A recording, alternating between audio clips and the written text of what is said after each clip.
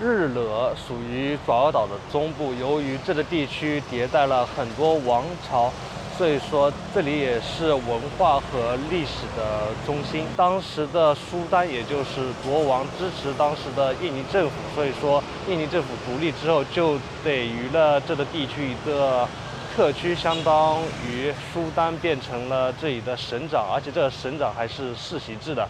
那我们就来看一下这个日惹这个城市到底有着怎样的特别之处吧。日惹的市区可以看到这种独特的三轮车，它是由摩托车改装而成，然后乘客可以坐在前面，也是比较富有特色的一个交通工具。走在这个城市当中啊，很少可以看到国际游客，绝大多数都是穆斯林。然后你在巴厘岛看到的穆斯林很少，绝大多数都是外国游客，真的是反差比很大。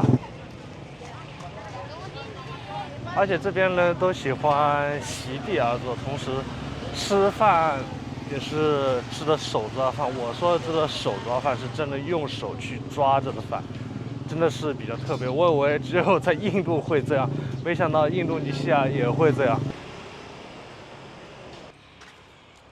而且我发现印尼的房屋啊都比较矮，包括巴厘岛和日惹，不知道是不是因为这边不是市区的原因，雅加达应该会有更多的高楼大厦吧。那我现在就来到日惹的第一个景点，也就是我身后的水洞，它是由水池、池塘和宫殿组成的一个建筑群，而且据说古代国王与妻子戏水和选妃的地方就是在这里。那我们就去看一下。现在门票已经买好了，他会给你的手环，外国游客的话是5万印度尼西亚币。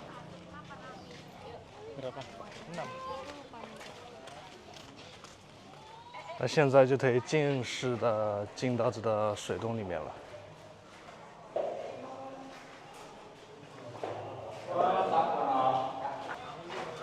整个水洞其实不是很大，这边进来的话就有一小块的园林。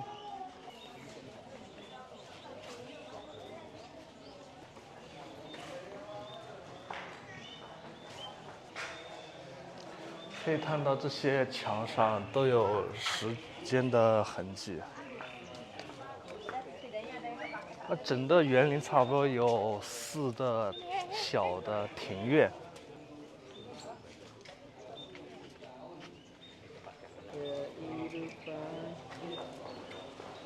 那现在我们就正式来到了水洞，也就是这个浴池当中了。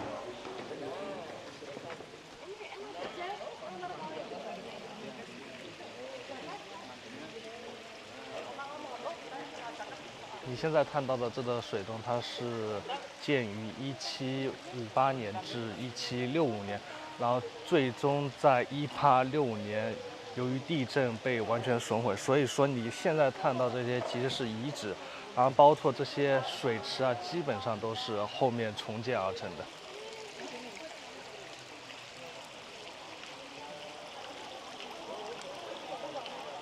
整个建筑还是比较富有当时的历史气息的。然而，对面的话就是一个较为传统的一个平屋。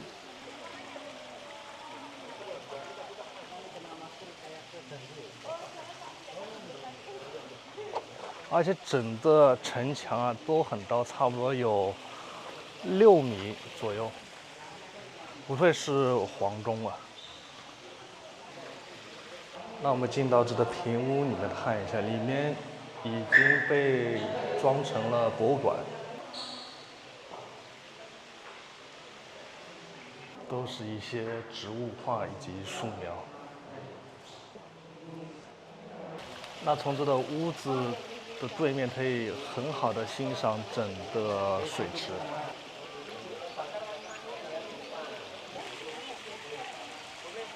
整个水池的高度并不是很高，因为这里并不是游泳池，主要是国王跟妃子戏水的区域，所以说适当的高度可以很好的让国王和妃子们在一起很好的玩耍。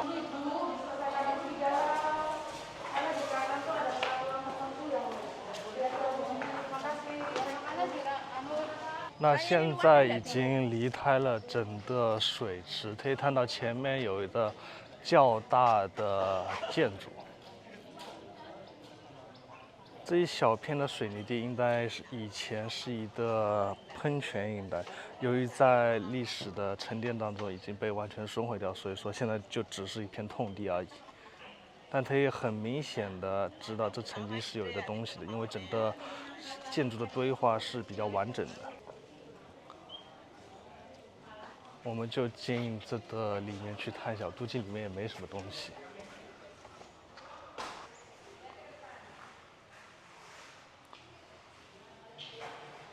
全都是空的，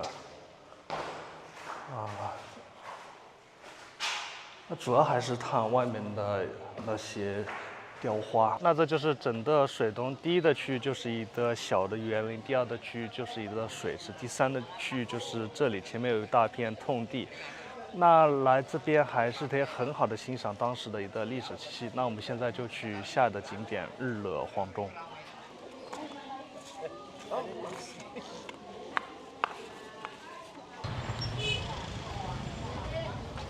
这边好像是一个菜市场，可以看到他们还有手来喂那个小宝宝。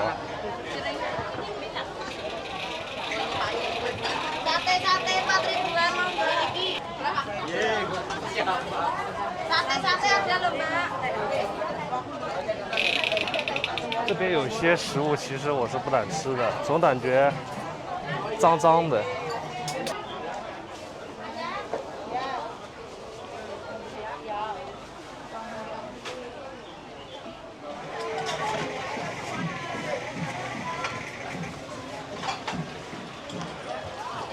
而且买完食物之后就可以在这边席地而坐。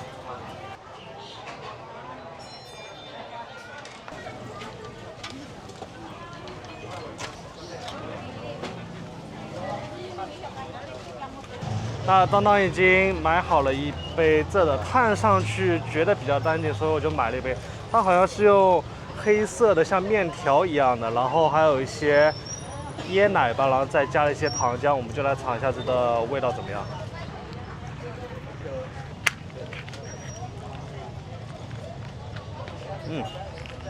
它那的奶好像是椰奶，而且这个糖的话应该是椰糖吧，所以说它的椰糖的颜色是呈有一种褐色的，然后它这面条也是比较粗，跟我们之前在马来西亚吃的那个绿色的差不多，只是这更粗一点。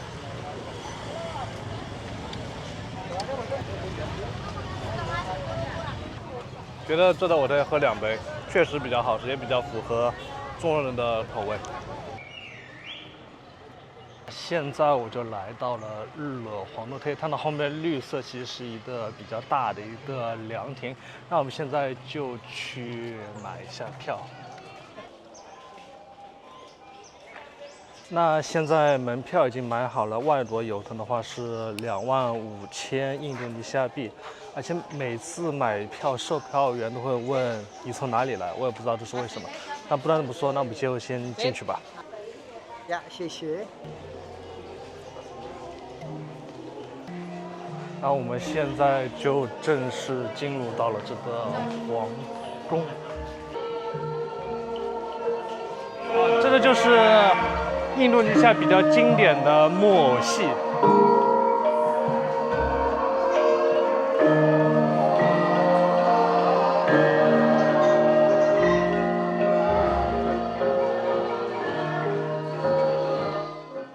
感觉跟中国的皮影戏差不多。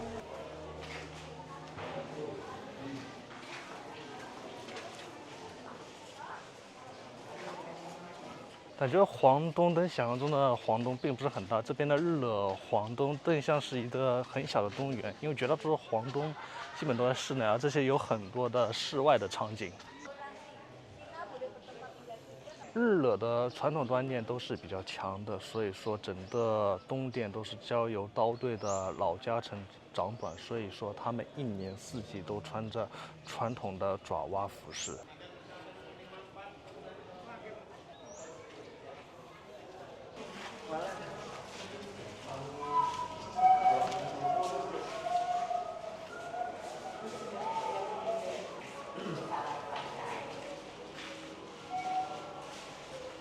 那这就是爪哇的传统的乐器，你现在听到的声音就是乐器的声音。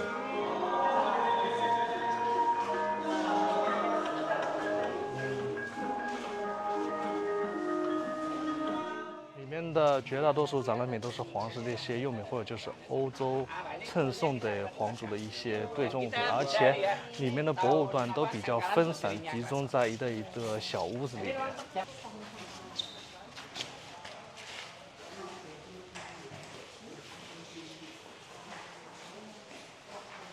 可以看到这边又是另外一个展览的地方。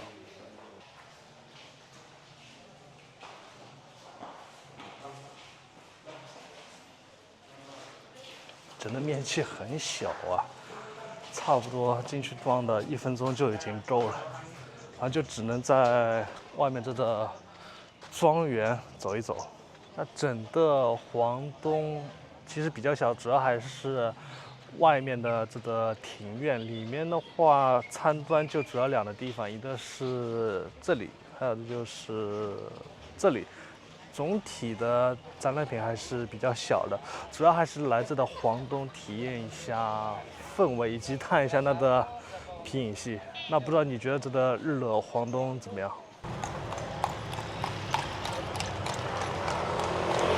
那一直往前走，就这通往日惹的市中心马里奥波罗大街，而这个大街相当于上海的南京路步行街，旁边有各种各样的美食和纪念品供你购买，也是游客和当地人最喜欢逛的一条街市。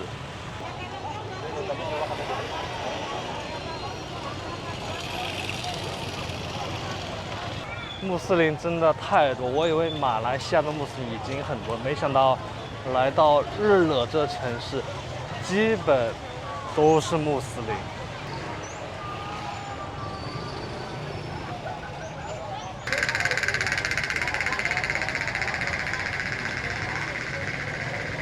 而且在这边购物的话，有一点好处，你不会担心被坑，因为这边绝大多数都是本地人，很少有外国游客。不像你在巴厘岛买东西，可能物价跟本地人会有一些差异。而且如果你不喜欢日惹的市区的话，日惹的郊区还有一些其他的景点，比如说普兰巴南。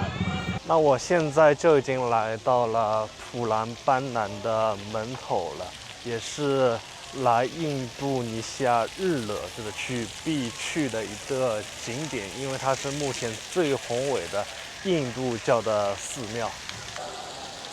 那里就是本地人买票的地方，而我身后就是外人买票的地方。本地人的门票只要5万印度尼西亚币，而外人是8倍，也就是40万印度尼西亚币，差不多是180人民币，再加一点钱就可以去迪士尼或者是环球影城了。那现在已经买好票进来了，走到一小段可以来到我身后这个区域，因为它这个普兰巴南是建于8到10世纪，和当时的柬埔寨的吴哥窟处于同一的时代，所以他们的建筑形式和整体风格上面都极为相似。那我们现在就去看一下吧。周围有很多游客，都是想和那个寺庙来合一张影，但从远处看确实是比较震撼。那我们就近距离的去探一下。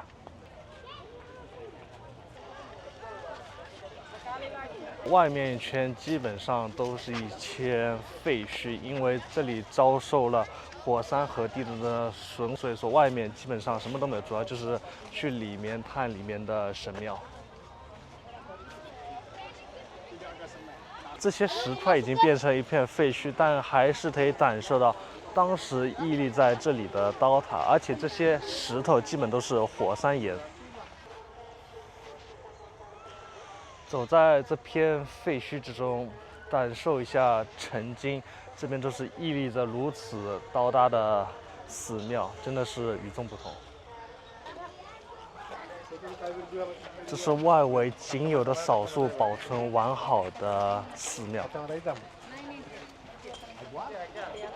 那现在我们就要上去看一下内部的寺庙的结构了。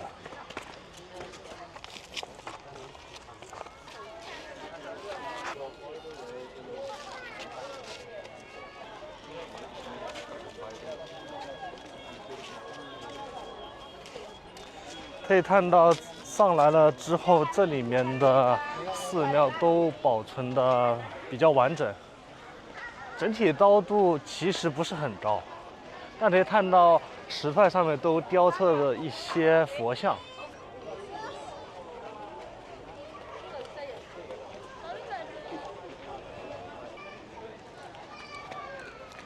整个地面其实一个沙石子地。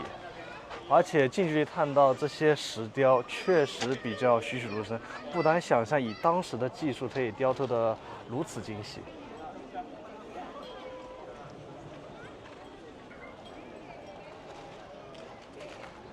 但很明显，经过了时间的冲刷，上面的一些痕迹也是被抹去了一些。哇！真的有点像泰国的大城府也是以石头堆砌而成的一些建筑，只不过这里的整体的建筑风格更加的具体化，也保存得更加完整。那我们先上去这个主殿旁边的偏殿上去看一下。哇，整个台阶还是比较高的。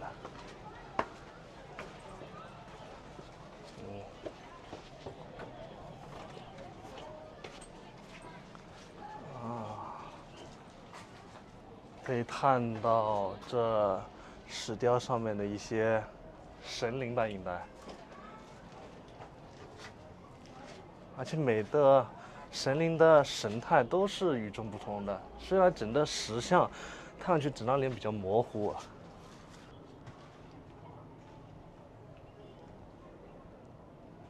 而且这些石头上面都有一些时间的痕迹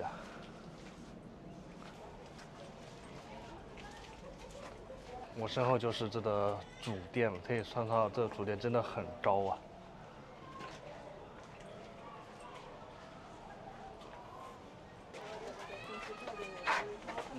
绕了一圈之后，我们再往上走一点，再看一下。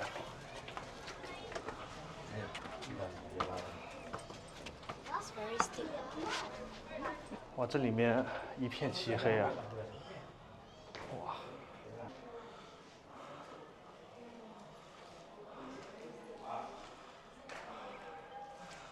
而里面就只有一座这样的一个神像，而且这个神像是一个3的头的。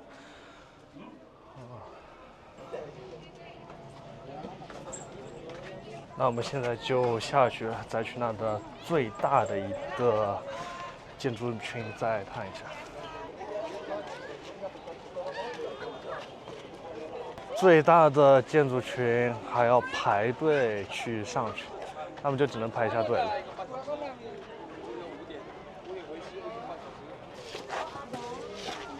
哇，这个主殿确实比前面的天殿高了很多，而且楼梯也更长了一点。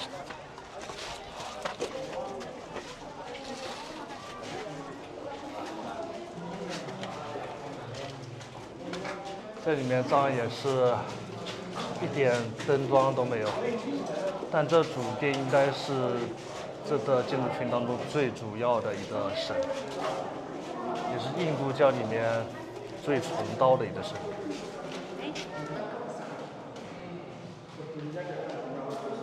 可以看到这个神，他竟然有4的手臂。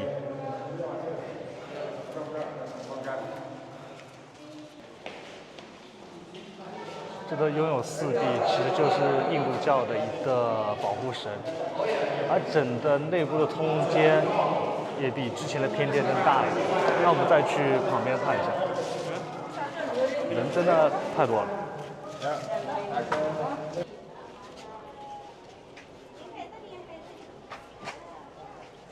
这主殿的整个比例啊，就比之前更高了一点。可以看到上面都有一些窗户啊，一些神像由经过时间冲刷，头都已经没有了，有点像断头的佛祖一样。而且这旁边的话也有一个偏殿，这个神有点像是具有中国元素吧。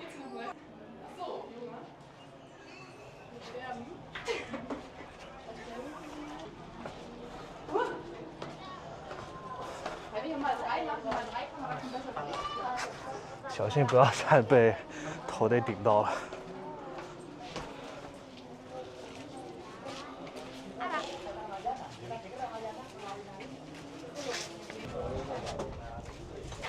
上面肯定又是某的神像，这个是一个象神。可以看到这些雕刻上面有几个猴子，因为孙悟空的原型就是从印度教传到中国的，虽然现在孙悟空已经属于中国人了。那现在就从主殿上面下来了。其实主殿里面的神像还是很多的，先从一个主楼梯上去，有的主要的神，然后旁边还有3、4的其他的神像。总体还是不错的，主要就是它里面的石像上面的雕塑，以及感受这里的历史气息。然后从内部看向外面的一些废墟，整个感官又是完全的不一样，好像经历了一场劫难或者是一种战争才造就了那么多的废墟。